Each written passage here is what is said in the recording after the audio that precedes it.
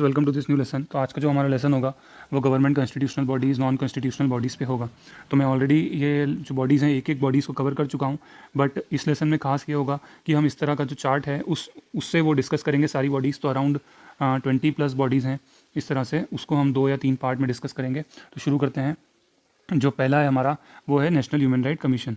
तो ये पहले तो हम ये देखेंगे कि ये इसका नेचर क्या है। तो नेचर इसका क्या है, स्टैट्यूटरी बॉडी है, मतलब संविधान में इसके बारे में नहीं लिखा है, पर एक कानून बनाया गया है जिसमें इस बॉडी का जिक्र है, नेशनल ह्यूमन राइट्स कमीशन। ठीक है, NHRC जो एक्ट है उसमें इसके बारे में लिखा हुआ है। तो ये स्टैट्यूटरी बॉडी है। अब ये कब बनी, तो ये बनी थी 12 अक्टूबर 1993 को। ठीक है, 10 दिसंबर को ह्यूमन राइट्स डे मनाया जाता है। ओके, अब जो नेशनल ह्यूमन राइट कमीशन है उसमें जो अपॉइंट कौन करता है, चेयरमैन को और मेंबर्स को। तो कौन अपॉइंट करता है, प्रेसिडेंट अपॉइंट करता है। और अगर उनका रिमूव करना हो तो कैसे करेंगे, उनको रिमूव भी कौन करता है, प्रेसिडेंट करता है। तो जो नेशनल ह्यूमन राइट कमीशन का जो मेंबर्स होते हैं, चेयरमैन होते हैं, उनको अपॉइंट करते हैं प्रेसिडेंट, और रिमूव करना है तो भी प्रेसिडेंट करते हैं। लेकिन कैसे करेंगे, एक सुप्रीम कोर्ट की इंक्वायरी होगी तब करेंगे। अगर मान के चलो जो चेयरमैन है वो दिवालिया घोषित हो गई, इंसॉल्वेंट हो गए, या माइंड या बॉडी से कुछ ख़राब हो गए, तो प्रेसिडेंट उनको हटा सकता है। अगर उनके खिलाफ मिसकंडक्ट की कंप्लेन आई तो प्रेसिडेंट क्या करेगा, पहले सुप्रीम कोर्ट की इंक्वायरी करवाएगा, उसके बाद जो है इंक्वायरी के बाद उनको हटा सकते हैं। ठीक है, तो ये हो गया हमारा। उसके बाद देखेंगे हम चेयरमैन और मेंबर्स। तो जो चेयरमैन होंगे, तो आप देखो नेशनल ह्यूमन राइट कमीशन में क्या होगा, एक तो आपके होंगे चेयरमैन।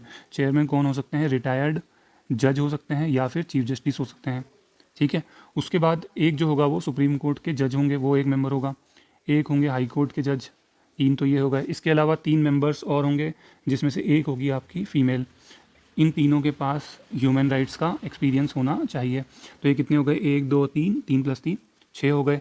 उसके बाद आपके 6 मेंबर क्यों होंगे, वो होंगे एक्स ऑफिशियो पदेन, मतलब जैसे कि जो शेड्यूल कास्ट की जो कमीशन होती है उसके जो चेयरमैन होंगे, वो जो भी होंगे उस टाइम पे, तो वो आपके NHRC के मेंबर होंगे।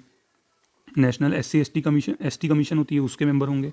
इसी तरह से जो बैकवर्ड क्लासेस की जो कमीशन है उसका जो चेयरमैन होंगे वो भी इसके मेंबर होंगे। माइनॉरिटीज़ कमीशन के जो चेयरमैन होंगे वो भी। और उसके बाद जो है आपका women commission and child commission जो होंगे वो भी। तो ये 6 एक्स ऑफिशियो मेंबर हो गए। तो इस तरह से क्वेश्चन आता है कि एक्स ऑफिशियो मेंबर कितने होते हैं, तो 1 2 3 4 5 6, तो 6 + 6 कितने मेंबर हो गए, 12। ठीक है, तो ये यहाँ पे 12।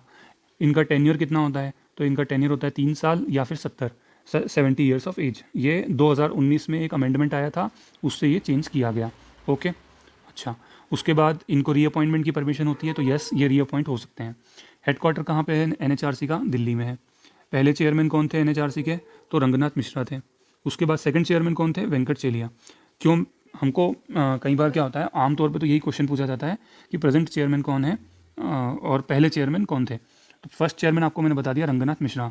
करंट में कौन है, HL दत्तू। ठीक है, लेकिन हम क्या करते हैं, कई बार ऐसा क्वेश्चन भी आ जाता है कि पूछ लेते हैं इनमें से कौन NHRC का चेयरमैन नहीं है, तो हम ऊपर के 2 याद करते हैं और नीचे के 2 याद करते हैं। तो फर्स्ट कौन थे, रंगनाथ मिश्रा। सेकंड थे वेंकट चलिया। अभी कौन है, HL दत्तू।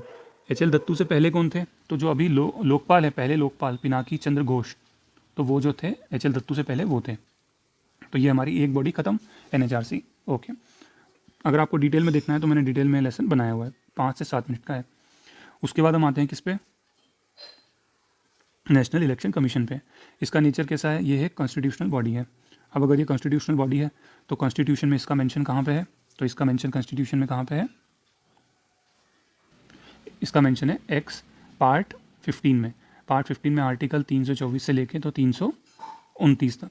इसमें से जो 326 आर्टिकल है वो बहुत इंपॉर्टेंट है। उसमें एडल्ट फ्रेंचाइज के बारे में बताया गया है, मतलब कितने 18 साल से ऊपर वाले वोट दे सकते हैं। तो ये हो गया। चलो पार्ट 15 ध्यान रखना। अच्छा, कब बनी है, तो 25 जनवरी 1950 को बनी। 25 जनवरी को हम क्या मनाते हैं, नेशनल वोटर्स डे भी मनाते हैं। अपॉइंटमेंट कौन करता है, तो ये एक ध्यान रखना, कॉन्स्टिट्यूशनल बॉडी है, कॉन्स्टिट्यूशन में इसका मेंशन है। प्रेसिडेंट अपॉइंट करता है इलेक्शन कमिश्नर को। इसका स्ट्रक्चर पहले देखते हैं। तो एक चेयरमैन होता है और 2 मेंबर्स होते हैं इलेक्शन कमीशन में। पहले ऐसा नहीं था, जब पहले सिर्फ एक ही चेयरमैन हुआ करते थे। फिर 89 में जो वोटिंग एज थी वो 21 से घटाकर 18 कर दी गई, तो नंबर ऑफ़ वोटर्स बढ़ गए, तो चेयरमैन के साथ 2 मेंबर्स को भी जोड़ दिया गया। बाद में फिर हटाया गया और फिर एक बार और चेंज हुआ फिर से। अभी जो प्रेजेंट स्ट्रक्चर है उसमें क्या है, एक तो चेयरमैन है और 2 आपके मेंबर्स हैं। ठीक है, अच्छा, इनको अपॉइंट कौन करता है? तो इनको अपॉइंट करते हैं प्रेसिडेंट साहब। और हटाता कौन है? हटाते भी प्रेसिडेंट हैं, लेकिन ध्यान रखना इनका जो हटाने का प्रोसीजर है वो कैसा है? जैसा सुप्रीम कोर्ट के जज का प्रोसीजर है सेम वैसा ही है। सुप्रीम कोर्ट के जज को जैसे हटाया जाता है वैसे ही इलेक्शन कमीशन, जो आपका चीफ इलेक्शन कमिश्नर है, उनको भी हटाया जाता है। अब इनको कैसे हटाते हैं सुप्रीम कोर्ट के जज को? तो पार्लियामेंट से जो स्पेशल मेजोरिटी, मतलब स्पेशल मेजोरिटी का मतलब होता है 2/3 of members present and voting. तो ये लोग जब वोट करते हैं, एक रेजोल्यूशन पास करते हैं, उसी के बाद जो सुप्रीम कोर्ट के जज को हटाया जा सकता है। तो इसी तरह से चीफ इलेक्शन कमिश्नर को भी हटाया जा सकता है। ध्यान रखना, एनएचआरसी में हमने क्या पढ़ा था कि जो चेयरमैन होते हैं या मेंबर्स होते हैं उनको कैसे हटाते हैं? सुप्रीम कोर्ट की इंक्वायरी के बाद। और यहाँ पे जो कॉन्स्टिट्यूशनल बॉडी है चीफ इलेक्शन कमीशन, वहाँ पे क्या है कि कैसे हटाते हैं? पार्लियामेंटरी अप्रूवल के बाद, जैसे कि सुप्रीम कोर्ट के जज को हटाया जाता है।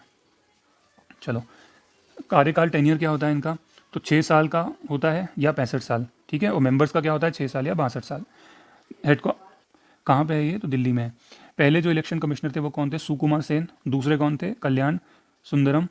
और पहली महिला इलेक्शन चीफ इलेक्शन कमिश्नर थी रमा देवी, 1989 में ये थी।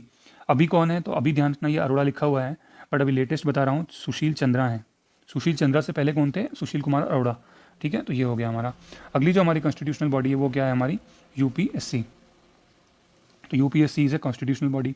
कॉन्स्टिट्यूशनल बॉडी है तो इसका मेंशन कहाँ पे है? तो मैं आपको बता देता हूँ, पार्ट 14 में।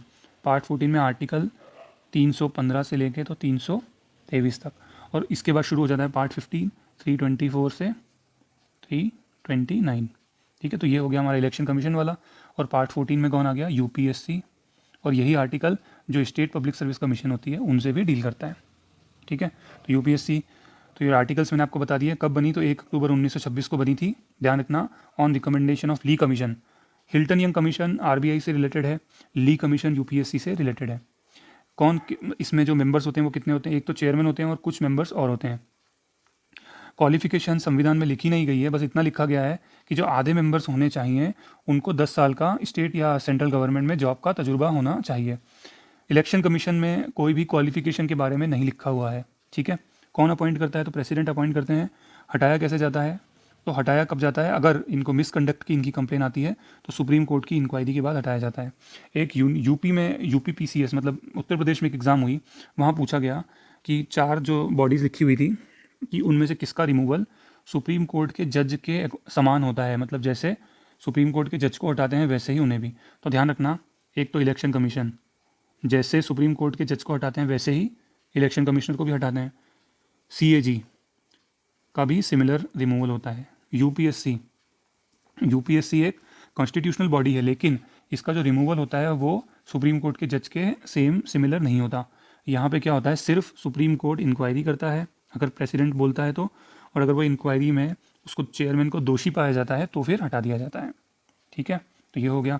इनका जो टेन्योर होता है वो होता है 6 ईयर्स या 65 ईयर्स, ओके। तो यहाँ देखो आप, इलेक्शन कमीशन एक कॉन्स्टिट्यूशनल बॉडी है तो 665, इधर भी 665 ही है, ओके। कहाँ पे? यूपीएससी दिल्ली में है। जो पहले चेयरमैन थे वो रॉस बारकर थे। अगर 1947 आज़ादी के बाद देखोगे तो एच के कृपलानी थे। पहली फीमेल देखेंगे तो रॉस मिल्टन, ओके। और अभी जो हैं आपके चेयरमैन कौन है? प्रदीप कुमार जोशी, जो कि पहले एमपीपीएससी से भी रिलेटेड थे। अरविंद सक्सेना प्रदीप कुमार जोशी से पहले थे, ठीक है। अगली जो हमारी बॉडी है वो है हमारी सीएजी, ठीक। तो सीएजी को हम डिस्कस करते हैं। पहली बात, सीएजी का नेचर कैसा है? तो this is a constitutional body, okay. तो कॉन्स्टिट्यूशनल बॉडी है तो आर्टिकल पार्ट जो 5 है जो कि एग्जीक्यूटिव से डील करता है, सेंट्रल एग्जीक्यूटिव से, उसी में आर्टिकल 148 से आर्टिकल 151 तक सीएजी से डील करते हैं। 148 आर्टिकल क्या बताता है कि एक सीएजी होना चाहिए। 149 उसकी पावर्स के बारे में और फंक्शंस के बारे में बताता है। 150 इतना कुछ आईएमपी नहीं है, ये कुछ अकाउंट्स किस तरह से मेंटेन होंगे, ऑडिट कैसा होगा वो बताता है। 151 बहुत आईएमपी है, ये बताता है कि सीएजी को प्रेसिडेंट को एक रिपोर्ट देनी पड़ेगी और प्रेसिडेंट उस रिपोर्ट को पार्लियामेंट में देगा, ये होता है। तो 4 आर्टिकल बता दिए मैंने आपको। अच्छा, कहाँ गया हमारा सीएजी? यस, तो ये जो ऑफिस बना था वो अंग्रेज़ों के टाइम बना था 1858 में। उस टाइम जो सीएजी बने थे 1860 में एडमुंड डुरुमुंड बने थे। चेयरमैन मेंबर्स का तो कुछ है नहीं, सीएजी एक होता है, 1 मेंबर बॉडी है, कुछ ऑफिस होते हैं इनके सपोर्ट के लिए। प्रेसिडेंट ही अपॉइंट करता है इनको, और जब इनको रिमूव करना होता है मिसकंडक्ट पे, वैसे तो वो दिवालिया हो गए, जो कंडीशन है वो तो है ही, पर अगर मिसकंडक्ट की कंप्लेन आती है तो फिर जो है पार्लियामेंट से वो 2/3 मेजोरिटी से पास होना चाहिए, उसके बाद उन CAG को रिमूव कर सकते हैं। टेन्योर बड़ा सिंपल है। इलेक्शन कमीशन का क्या था, 65, और UPSC कॉन्स्टिट्यूशनल बॉडी है 665, CAG भी कॉन्स्टिट्यूशनल बॉडी है 665, 6 साल या फिर 65 ईयर जो पहले हो जाए। हेडक्वार्टर जो है आपका वो कहाँ पे है, दिल्ली में है। पहले जो CAG थे मतलब इंडिपेंडेंस के बाद तो नरहरि राव थे, और बाद के मैं 2 बता देता हूँ। अभी हैं गिरीश चंद्र मुर्मू, जो कि पहले जम्मू कश्मीर में लेफ्टिनेंट गवर्नर थे, और मुर्मू के पहले कौन थे, गिरीश चंद्र मुर्मू जी के पहले राजीव महर्षि थे। ठीक है, तो राजीव महर्षि, ये हमने CAG भी ख़त्म कर दिया। ओके, तो हमने आज कौन सी बॉडी पढ़ी, एक हमने पढ़ी, सबसे पहले हमने पढ़ी NHRC, देन हमने 3 कॉन्स्टिट्यूशनल बॉडी पढ़ी, एक हमने पढ़ी CAG, एक हमने पढ़ी इलेक्शन कमीशन, और एक हमने पढ़ा UPSC। अगले लेसन में मैं आपको SHRC पढ़ा दूंगा, बहुत जल्दी पढ़ाऊंगा, और SPSC पढ़ा दूंगा, एंड देन आपको स्टेट इलेक्शन कमीशन भी पढ़ा दूंगा। तो हमारी 3 बॉडीज़ और ख़त्म हो जाएंगी। तो देखो 10 मिनट से कम टाइम में हमने 10 मिनट में उसको ख़त्म कर दिया। Okay friend, thank you so much. Please friend give your feedback, और आपको ये चार्ट अगर चाहिए तो प्लीज़ आप कमेंट में मेंशन करें। जो हमारा टेलीग्राम चैनल होगा, भगत एजुकेशन है हमारा टेलीग्राम चैनल, उसमें मैं ये पोस्ट कर दूंगा। ओके, उसके अलावा जो रिलेवेंट इन्फॉर्मेशन और भी होंगी वो भी मैं आपको बता दूंगा। Thank you so much.